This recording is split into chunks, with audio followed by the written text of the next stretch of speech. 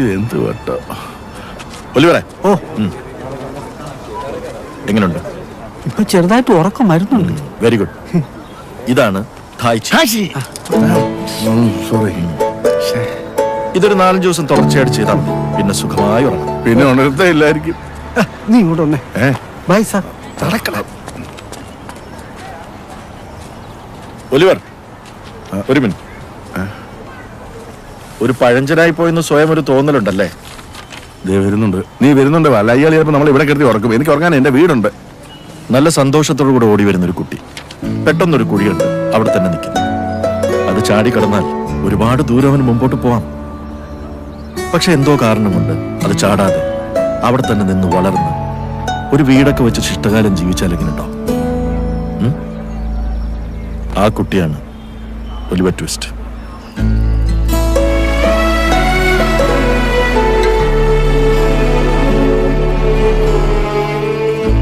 നിനക്ക് ഉറക്കമൊന്നുമില്ലടാ. അതപ്പച്ചനെങ്ങനെ കണ്ടു? എനിക്ക് ഇവിടെ വേറെ എന്താടാ ജോലി?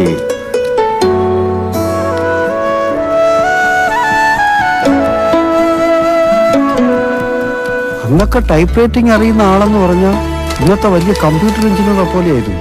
അപ്പച്ചൻ വളരെ അഡ്വാൻസ്ഡ് ആയിട്ട് ചിന്തിക്കുന്ന ഒരാളായിരുന്നു. ഒരുപക്ഷെ അപ്പച്ചന്റെ ആ ഒരു കഴിവൊക്കെ ആയിരിക്കും എന്നെ അന്നൊരു വീഡിയോ ലൈബ്രറി തുടങ്ങാൻ തോന്നിപ്പിച്ചു. അക്കാലത്ത് അതൊരു റിസ്ക്കുള്ള ബിസിനസ് ആയിരുന്നു. പക്ഷെ പ്രതീക്ഷിക്കാത്തൊരു കേസ് വന്നു. അതായിരുന്നു ഡോക്ടർ അന്ന് പറഞ്ഞ ആ കുഴി. അനിയനെ പോലെ കൊണ്ടു നടന്ന ഒരാളായിരുന്നു അന്ന് എനിക്ക് സഹായത്തിനൊപ്പം ഉണ്ടായിരുന്നു. അവൻ പറ്റിക്കുമെന്ന് വിചാരിച്ചില്ല. അവനെന്താ ചെയ്തത്? ഓർമ്മകൾ എപ്പോഴും ഹൃദയത്തോട് ചേർത്ത് വെക്കാനുള്ളതല്ലേ. അതൊരിക്കലും ആരെയും കുറ്റപ്പെടുത്താനുള്ളതാവണ്ട. എല്ലാരും ഉപയോഗിക്കുന്നത് കണ്ട് കൊതി കാരണം വാങ്ങിച്ചു പോയതാ ഡോക്ടർ. ഒരു 5 കൊല്ലം എടുത്താലും ഞാനിതൊന്നും പഠിക്കുന്നു തോന്നണില്ല. അല്ല, നേരെ ചുവ പഠിപ്പിച്ചു തരാനാണെങ്കിൽ ആളുമില്ല. ആളില്ലെന്ന് ആരാ പറഞ്ഞേ? നമുക്ക് പരിഹാരം ഉണ്ടാക്കാം. ഒരു ടിക്ക് വന്നാൽ മെസ്സേജ് പോയി, 2 ടിക്ക് വന്നാൽ നമ്മൾ അയച്ച മെസ്സേജ് അവർക്ക് കിട്ടി. നീല കളർ കണ്ടാൽ അവരത് കണ്ടു എന്ന് അറിയാൻ പറ്റില്ലേ? എന്തൊക്കെ സംവിധാനങ്ങളാണ്.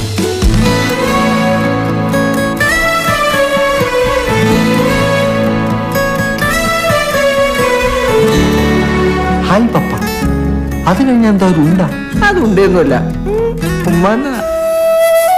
മെസ്സേജ് അയക്കുന്ന ആളുടെ വികാരം വായിക്കുന്ന ആൾക്ക് മനസ്സിലാക്കാൻ ഇതുപോലെ ഒരുപാട് ഉണ്ടാവുന്നുണ്ട്. അപ്പൊ ഇതവ എനിക്ക് ശരിക്കും ഉമ്മ തന്നതാ?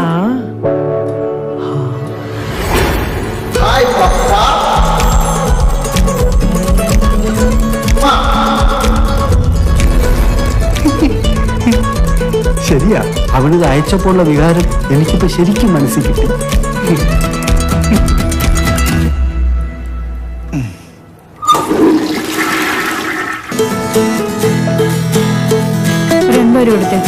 ഗൂഗിൾ പേ ഉണ്ടോ?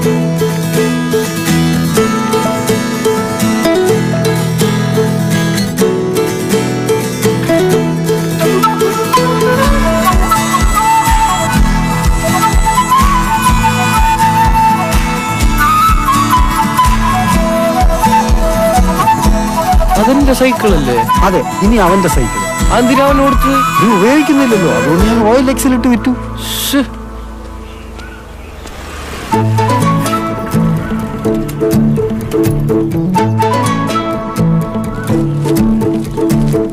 പെയ്ടാ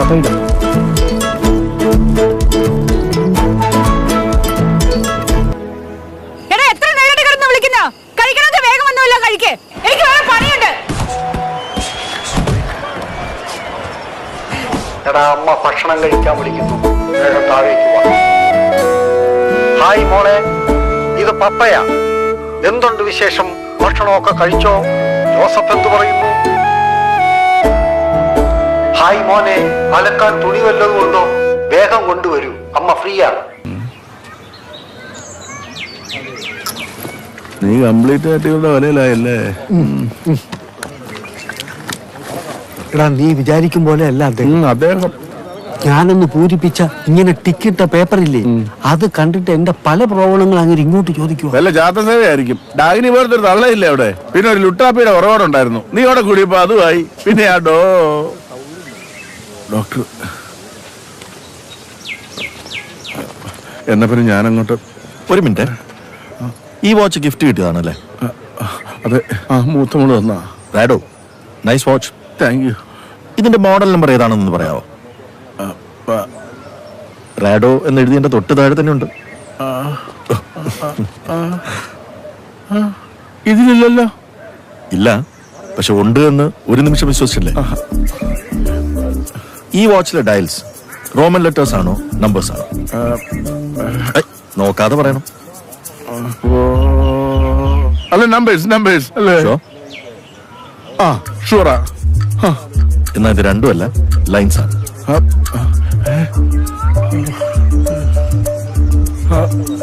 ഓക്കെ, ഇപ്പൊ മിനിമം 3 പ്രാവശ്യമെങ്കിലും താങ്കൾ ഈ വാച്ചിലേക്ക് നോക്കിയില്ലേ? Can you tell me what's the time? ഒരു I mean the exact time.